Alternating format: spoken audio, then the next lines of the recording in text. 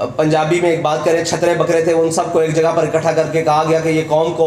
जनाब बड़ा रिलीफ देंगे। उन तजर्बाकारों ने जो कौम की आखिरी जनाब कड़ाके निकाले हैं वो इस वक्त कौम चीखने से रही और इस हद तक शिकंजा कस दिया गया है कि अब अगर किसी गरीब एहतजाज की तरफ सोचता है तो वो कहता है कि एहतजाज तो कर लूँगा लेकिन शाम को अपने घर में क्या लेकर जाऊँगा। इस हद तक कौम को निचोड़ दिया गया है और इस हद तक कौम को ले जाया जा चुका है। इस पर हमने कहा था कि आपने जितना भी महंगाई की है आप रुक जाएं, यहाँ पर पेट्रोल की कीमतें नहीं बढ़ाएं, लेकिन इन्होंने बज़िद होकर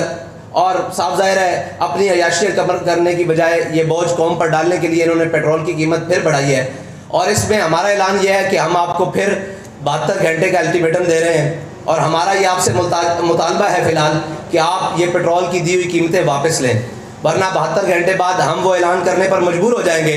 जिसके लिए तहरीक लब्बैक पहले भी जानी जाती है। तो हमारा इंशाल्लाह वो ऐलान भी 72 घंटों बाद आ जाएगा, उसके लिए मीडिया की ज़रूरत नहीं पड़ेगी, हम इंशाल्लाह ऐलान कर देंगे। आज इसलिए बुलाया गया है कि हो सकता है बाद में ये कहे कि जी हमें वक्त दिया जाता, हमें ये किया जाता। आपको 72 घंटे का हुकूमत पाकिस्तान को तहरीक लब्बैक पाकिस्तान अल्टीमेटम देती है कि 72 घंटे के अंदर ये कीमतें जो थी वो 15-14 फरवरी की रात तक वापस ले आई जाएँ, यानी कि 250 रुपये पेट्रोल। ये जो 22 रुपये कीमत बढ़ाई गई है और आलमी मंडी में भी तेल की कीमतों में इस्तेकाम आया है, लेकिन पाकिस्तान की इन ना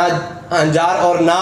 जो बज़ाहिर तजर्बाकार टीम है इसने पाकिस्तान के वो सारे मामला, और लोग कहते हैं जी कि ख़रीदा हुआ महंगा है, तो अगर ख़रीदा हुआ महंगा है तो आप हुक्मरान किस बात के हैं। बोल उड़ाएगा सबका होश,